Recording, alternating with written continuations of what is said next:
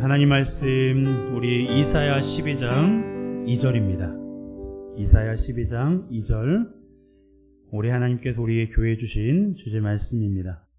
지난주에 이어서 다시 한번 말씀을 나누겠습니다. 이사야 12장 2절 말씀 함께 암송할까요? 시작. 보라, 하나님은 구원이시라. 내가 신뢰하고 두려움이 없으리니 주 여호와는 나의 힘이시며 나의 노래이시며 나의 구원이심이라. 아멘. 네, 저도 앞에 이제 화면이 있거든요. 근데 이거 안 보려고 지금 자꾸 실수나 제가 다른 데로 돌립니다. 여러분도 말씀을 암송해서 이 말씀이 우리의 마음속에 우리의 삶 속에 스며들 수 있도록 그렇게 힘써 주시면 좋겠습니다. 보라라는 제목으로 함께 말씀을 나누겠습니다. 이 보라라는 말, 이 말은요, 오늘 우리가 읽은 말씀의 첫 줄에 기록되어 있는 말씀인데, 이 말씀을 보면서 한 가지 생각이 들었어요. 어떤 생각이냐면, 왜 이사야 선지자는 이 보라라는 말로 이 말씀을 시작했을까? 이사야 12장은 감사 찬송입니다. 하나님께서 이스라엘 백성들을 심판하실 뿐만 아니라 심판 이후에는 회복시킬 것을 말씀하셨기 때문에 그것을 바라보며 감사 찬송을 하는 그러한 내용이 12장에 기록되어 있어요. 그러는 가운데서 이사야 선지자는 방금 읽은 말씀 2절에 보라, 하나님은 나의 구원이시라 라고 말하면서 이 보라라는 단어를 이 말씀의 처음에 그렇게 소개하고 있습니다. 그 이유가 있는데요. 그 이유의 첫 번째는, 오늘은 첫 번째만 좀 다루겠습니다. 바로 시선을 주목시키기 위함입니다. 시선을 주목시키기 위해서. 왜냐하면 이 말씀을 선포했을 당시 유다 백성들은 하나님을 향하고 있지 않았어요. 그들의 시선은 최소한 두 가지를 향하고 있었습니다. 하나는 세상이에요. 그들은 세상을 향해서 그들의 시선을 두고 있었어요. 이사야가 선지자로서의 활동을 시작할 당시에 국제 정세는 아수르라는 나라가 장악하고 있었습니다. 이 아수르는 BC 732년에 아람을 멸망시켰고, 그로부터 10년 후인 BC 722년에는 북이스라엘을 멸망시켰어요. 그리고 이사야 선지자가 BC 742년에 활동을 시작했거든요. 그러니까 활동을 시작한 지 얼마 되지 않은 시점부터 아수르가 위세를 떨치고 있었던 거예요. 상황이 이렇다 보니까 유다 백성들 입장에서 어떻겠습니까? 아수르가 두려웠겠죠. 언제 우리나라를 칠지 모르는 그러한 급박한 상황 가운데 있었습니다. 동시에 아수르를 의지하려고도 했어요. 외세가 쳐들어오니까 당시에 강국이었던 아수르에게 도움을 청해서 우리나라를 좀 도와달라라고 요청하기까지 했습니다. 물론 아수르가 거절했어요. 이처럼 유다 백성들은 그들의 시선이 하나님이 아닌 아수르에게로 향해 있었습니다. 또한 유다 백성들의 시선이 향하고 있었던 곳은요, 바로 우상이었어요. 본래 유다 백성들은 하나님을 믿는 사람들이었습니다. 그리고 하나님만을 믿고 섬겨야 했던 사람들이었어요. 왜 그렇습니까? 하나님께서 이스라엘 백성들, 유다 백성들을 애굽에서 나오게 하셔서 40년간의 광야 생활 가운데 놀라운 일들을 행하셨잖아요. 그리고 거기에서 머물지 않으시고 젖과 꿀이 흐르는 가나안 땅에 그들을 인도하셨습니다. 비록 솔로몬 이후에 이스라엘이라는 나라가 북이스라엘과 남유다로 나뉘어지긴 했지만, 그럼에도 불구하고 그들은 이스라엘이라는 나라를 세우시고 견고케 하신 하나님만을 섬겨야 했던 그런 사람들임에 분명히 있습니다. 하지만 그들은 하나님을 버리고 우상을 숭배했어요. 점점 더 우상에 빠져들어갔습니다. 그런 사람들을 향해서 이사야 선지자가 선포하고 있는 거예요. 보라. 보라, 하나님은 나의 구원이시다. 보라, 하나님은 우리의 구원이시다 라고 선포하고 있는 거예요. 여러분, 여러분의 시선은 어디를 향하고 있습니까? 혹시 유다 백성들처럼 세상이나 우상을 향하고 있진 않나요?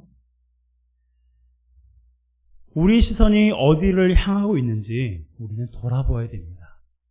세상을 향하고 있다라고 하는 것은 하나님보다 세상을 의지한다는 의미이고요. 우상을 향하고 있다라는 말은 하나님보다 다른 것들을 더 사랑한다라는 것입니다. 우리의 시선이 과연 하나님이 아닌 세상이나 우상을 향하고 있진 않은지 우리는 나 자신을 돌아봐야 돼요. 하나님이 아닌 다른 것에 우리의 시선이 향해 있다면 오늘 이사야 선지자를 통해 말씀하시는 주님의 음성을 들어야 됩니다. 어떤 음성이에요? 보라, 하나님은 나의 구원이시다. 보라, 하나님은 나의 구원이시다 라는 이 말씀을 우리의 귀로, 우리의 가슴으로 이 시간 듣는 우리 모두가 되시길 바랍니다. 여러분, 성경에서는 이 구원을 다양한 상황에서 사용하고 있는데요. 가장 중요한 의미로는 죄와 사망 권세에서 건지셨다라는 뜻이고요. 그 외에도 질병과 삶의 위기와 문제를 해결해 주셨다라는 것에서 이 구원이라는 말을 사용하고 있습니다. 그러기에 우리는 사람의 근본적인 죄의 문제를 해결하시고 수많은 삶의 위기와 문제에서 우리를 구원하신 하나님께 시선을 두어야 됩니다. 그 하나님께 시선을 두시는 우리 모두가 되시길 바랍니다. 여러분, 이 땅에 어느 누구도 사람의 죄의 문제를 해결할 수가 없어요. 그리고 내가 아무리 사랑하는 자녀를 할지라도, 내가 아무리 존경하는 나의 부모를 할지라도, 나의 친구를 할지라도 그가 어려움에 처했다고 해서 내가 항상 도와줄 수 있는 것은 아니에요. 오직 우리를 도우실 수 있고 변함없이 우리를 사랑하시고 변함없는 사랑의 손길로 우리를 꼭 안아주시는 분, 우리 주님밖에 없음을 기억하시기 바랍니다. 그러게 우리는 세상이 아니라 우상이 아니라 오직 하나님께 우리의 시선을 두어야 함이 마땅합니다. 그렇다면 어떻게 하는 것이 하나님께 시선을 두는 걸까요? 그것은 바로 하나님을 의지하는 겁니다. 세상을 의지하지 않고 우상을 의존하지 않고 하나님만 의지하는 것, 그것이 하나님께 시선을 두는 거예요. 앞에서 아수르에 관해서 말씀을 드렸는데요. 이사야 선지자가 활동한 지 약 40년이 지났을 때 아수르가 드디어 남유다를 공격했어요. 그래서 유다에 있는 많은 성을 쳐서 취했을 뿐만 아니라 예루살렘 성을 에워싸 버렸습니다. 무려 아수르 군대 18만 5천 명. 18만 5천 명이나 되는 수많은 군대가 예루살렘 성을 포위해 버린 거예요. 에워싸 버린 것입니다. 그러니 유다로서 이들을 무찌를 수 있는 수단이나 방법이 없었어요. 북이스라엘처럼 멸망되기 일보 직전이었습니다. 어느 누구도 소망을 생각할 수 없고 어느 누구도 기적이 일어날 거라고 생각지도 못했어요. 하지만 이러한 상황 가운데서도 하나님께 기도하는 사람이 하나 있었습니다. 바로 히스기야 왕이었어요. 히스기야 왕이 하나님 앞에 간절히 다음과 같이 기록했습니다. 함께 읽겠습니다. 이사야 37장 20절입니다. 우리 하나님 여호와여, 이제 우리를 그의 손에서 구원하사 천하 만국이 주만이 여호와이신 줄을 알게 하옵소서 하니라. 하나님 우리를 구원해달라고, 하나님 우리가 죽게 되었으니 우리를 구원해달라고, 우리를 도와달라고 하나님 앞에 간절히 기도했습니다. 여러분 어떻게 되었을까요? 하나님께서 이 기도를 들으셨어요. 그래서 그날 밤 18만 5천 명이나 되는 아수르 군사를 진멸하셨습니다. 자, 이사야 37장 36절이에요. 함께 읽습니다. 여호와의 사자가 나가서 아수르 진중에서 18만 5천인을 쳤으므로 아침에 일찍이 일어나 본즉 시체뿐이라. 여러분 어느 누가 상상이나 했겠습니까? 구원의 소망이 티끌만큼도 없었던 상황이었지만 하나님을 의지했더니 상상할 수조차 없었던 일이 일어난 거예요. 많은 사람들이 이러한 상황에 처하게 되면 아수르 군대의 시선을 빼앗깁니다. 나를 에워싸고 있는 삶의 문제에 나의 마음을 빼앗기고 나의 시선을 빼앗겨요. 그러다가 해결할 기미가 조금이라도 있으면 힘을 내어보지만 사방이 막혀있는 상황이라면 절망감에 철저하게 무력해집니다. 하지만 하나님을 믿는 사람이라면 이러한 상황이랄지라도 절망해서는 안 돼요. 할 수 있는 일이 하나도 없다는 사실에 결코 무기력해져서는 안 됩니다. 사방이 막혀 있어도 우리가 할 수 있는 일이 아무것도 없어도 우리를 구원하시는 하나님을 바라봐야 돼요. 하나님께 시선을 두어야 됩니다. 여러분의 인생 가운데 18만 5천 명의 군사가 에워싼 것 같은 그러한 커다란 문제가 있습니까? 그러한 삶의 위기와 그러한 문제가 여러분들로 하여금 숨통을 주고 있습니까? 여러분 그럴지라도 아무리 돌아봐도 다 막혀있고 내가 가진 것으로 아무리 노력해도 할 수 없다고 여겨지는 그 상황 가운데서도요, 우리는 누구를 바라봐야 된다고요? 하나님을 바라봐요. 나를 구원하시는 분, 나를 사랑하시는 분, 나를 선하게 인도하시는 하나님만을 바라봐야 됩니다. 그러면 하나님께서 역사하세요. 예루살렘 성을 에워싼 아수르 군대 하나님께서 멸하셨잖아요. 그런 분이 뭘 못하시겠습니까? 내 삶의 문제가 아무리 많아도 하나님께서 그것을 어찌 해결하지 못하시겠어요? 해결하지 않으신 것이 아니라, 해결하지 못해서가 아니라 우리로 하여금 인내하며 기도하고 하나님을 의지하게 하기 위해서 아직 내 삶의 문제와 위기를 남겨두시는 거예요. 여러분, 구원의 하나님을 바라보면 우리의 시선이 삶의 문제가 아니라 하나님께로 향해 있으면 하나님께서 우리가 생각지 못한 방법으로 역사하십니다. 이 사실을 믿으시기 바랍니다. 하나님을 바라보면 하나님께서 내가 상상할 수조차 없는 크고 놀라운 일들을 행하세요. 성경 속의 일이 아닙니다. 하나님께서 왜 이러한 일들을 행하셔서 성경에 기록해 놓으셨을까요?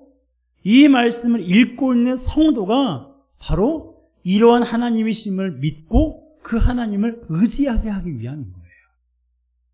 그러니 어떠한 형편과 상황 가운데서도 하나님을 의지하여 하나님의 살아계심을 경험하는 저와 여러분 되시기를 주님의 이름으로 축복합니다.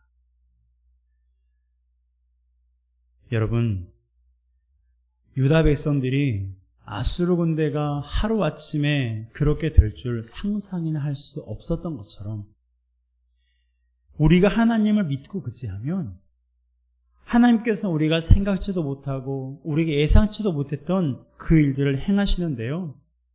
여러분, 우리가 이러한 삶의 문제와 위기 앞에서 낙심하지 않고 하나님을 바라보아야 되는데 그러기 위해서 한 가지가 필요해요.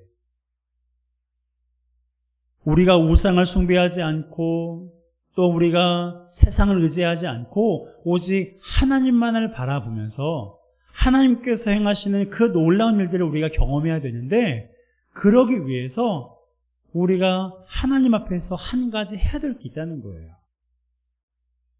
지난주에 말씀드렸던 것처럼 하나님이 나의 하나님이 되셔야 된다는 겁니다. 하나님이 나의 하나님이 되실 때 우리가 이러한 일들을 경험할 수 있다는 거예요. 그렇다고 해서 이 말이 하나님은 나의 하나님이, 우리가 나의 하나님이라고 불러야만 역사하시는 분이라고 오해하지 마세요. 하나님이 나의 하나님이 될 때 우리가 하나님을 의지할 수 있다는 말이에요. 하나님은 우리가 그분의 자녀든 그분을 믿든 믿지 않든 하나님은 얼마든지 역사하실 수 있는 능력을 행하실 수 있는 분이세요. 하지만 하나님이 나의 하나님이 됨을 믿고 그것을 고백하는 자에게 하나님께서 은혜를 베푸시는데 더 큰 은혜를 베푸시고 하나님을 더욱더 의지하게 하시는 거예요. 여러분 한번 생각해 보세요. 내가 학교에 가야 돼요. 그런데 학교에 가려면 뭘 내야 돼요? 등록금을 내야죠. 등록금을 내야 되는데 누구에게 등록금을 내달라고 말합니까? 나의 부모에게 내달라고 하잖아요. 친구의 부모가 아니에요. 나의 부모에게 엄마, 아빠 등록금 나왔어요. 좀 내주세요. 라고 그렇게 말하잖아요. 또 하나, 내가 사고를 당했어요. 119에도 전화하겠지만 가장 먼저 누구에게 전화하십니까? 가족에게 전화하잖아요. 남의 가족이 아니라 나의 가족이에요.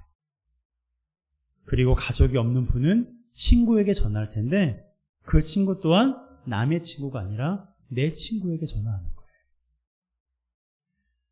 여러분, 하나님과의 관계도 마찬가지입니다. 하나님은 누구든지 도우실 수 있는 분이지만 하나님이 나의 하나님이 될 때 우리가 하나님을 의지할 수 있는 거예요. 나의 하나님이 될 때 하나님을 사랑할 수 있고 나의 하나님이 될 때 하나님을 경외할 수가 있는 것입니다. 여러분, 그러면 어떻게 해야 하나님이 나의 하나님이 되는 걸까요? 간단합니다. 예수님이 나의 죄를 대신해서 십자가에 죽으시고 부활하신 것을 믿기만 하면 돼요. 이것을 믿으면 하나님이 나의 하나님이 되는 거예요. 물론 확신이 될 때까지는 시간이 좀 걸릴 수 있습니다. 저도 21살 때 예수님을 영접하고 그 순간부터 구원의 확신, 내가 하나님의 자녀다라는 그런 확신이 들진 않았어요. 시간이 어느 정도 흐르면서 말씀 공부도 하고 성경 공부도 하고 예배도 하고 그렇게 믿음 안에 있다 보니까 어느덧 내 안에 내가 하나님의 자녀구나, 하나님이 나의 하나님이구나, 나의 아버지구나라는 그런 확신이 들었습니다. 여러분, 하나님께서 나의 하나님이시라는 이 확신이 우리 가운데 있기를 바랍니다. 하나님께서 나의 하나님이라는 이 확신이 될 때 우리가 하나님을 온전히 의지할 수가 있고 하나님을 바라볼 수가 있는 거예요. 그러니 예수님이 나의 죄를 대신해서 십자가에 죽으시고 부활하셨다는 이 사실을 의심하지 않고 부인하지 않고 확실하게 믿는 우리 모두가 되시기 바랍니다. 그러면 하나님이 나의 하나님이 되고 그분의 사랑과 능력이 나의 것이 됩니다. 그러면 세상에 두려울 것 아무것도 없어요. 나를 낙심하게 하고 절망케 하는 것 얼마든지 이길 수가 있습니다. 저도 작년 하반기 거의 연말쯤에서 참 많이 힘들었어요. 여러분들에게 표현을 안 했지만 근데 어떨게요? 기도해야죠. 그리고 말씀을 준비하기가 너무 힘들었지만 그래도 제가 할 몫이기에 기도하면서 해나갔어요. 옆에서는 사모가 격려해주고 저를 사랑하는 사람들이 저를 위해서 기도해주고 여러분들이 저를 위해서 기도해 주셔서 겨우 힘을 냈습니다. 그래서 하나님께서 올 한 해를 또 이렇게 시작하게 하셨어요. 목사인 저도 여러 가지 그러한 삶의 문제로 인해서 흔들리기도 하고 낙심하기도 하고 힘이 빠지기도 하고 그럴 때가 있어요. 그렇다고 해서 제가 설교하기 싫다고 해서 설교하기 힘들다고 해서 설교를 하지 않고 예배 인도하기 힘들다고 해서 예배 인도하지 않고 제가 하나님께서 나에게 하라고 하신 그 일들을 하지 않고 그것을 놓아버린다면 나의 삶은 하나님 앞에서 더 힘들어지고 하나님 앞에서 더욱더 부끄러워지는 삶밖에 되지 않았을 것입니다. 여러분, 우리 삶이 그래요. 믿음이 한참 좋은 것처럼 보여지다가도 어느 문제를 만나면 언제 그랬냐는 듯이 믿음이 다 꺼져버립니다. 사실 믿음이 그런 건 아닌데 우리의 감정적으로 그렇게 심적으로 느끼는 경우가 많습니다. 여러분, 올 한 해를 살아가면서 어떤 삶의 문제가, 어떤 삶의 위기가 여러분들로 하여금 힘이 빠지게 하고 낙심하게 하고 그만하고 싶다 혹은 그만 살고 싶다 라는 그런 마음을 줄지라도 오직 나에게 그런 마음을 주고 그러한 생각을 주는 그 문제를 바라보지 말고 오직 나를 사랑하시고 나를 인도하시고 언제나 능력의 발로 우리를 꼭 안으시는 하나님만을 바라보는 우리 모두가 되시기를 주님의 이름으로 축복합니다. 그런 사람은 결코 넘어지지 않습니다. 넘어지는 듯 보여도 다시 일어나 하나님께서 나에게 맡겨주신 공부 열심히 할 거예요. 하나님이 나에게 맡겨주신 직장에서의 업무 충실하게 할 것입니다. 하나님께서 나에게 맡겨주신 교회에서의 사역, 섬김, 기쁨과 감사함으로 할 거예요. 그러니 우리 모두가 서로 힘을 내어서 함께 기도하고 2023년 이 한 해 우리의 시선이 삶의 문제를 보지 말고 누구를 보자고요? 하나님만 봅시다. 함께 따라합시다. 하나님만 봅시다. 하나님만 바라봅시다. 옆 사람에게 인사해 주실까요? 하나님만 바라봅시다.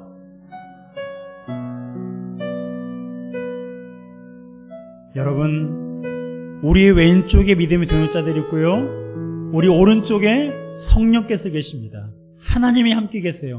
그러니 이 한 해를 지나가면서 무엇이 여러분들의 마음을 뒤흔들지라도 그것에 속아 넘어가거나 그 사탄의 유혹에 낙심하거나 절망하지 말고 오직 하나님만을 바라보며 승리하는 우리 모두가 되시기를 주님의 이름으로 축복합니다. 이 시간 함께 찬양하겠습니다. 주만 바라볼지라 함께 찬양하고 함께 기도하겠습니다.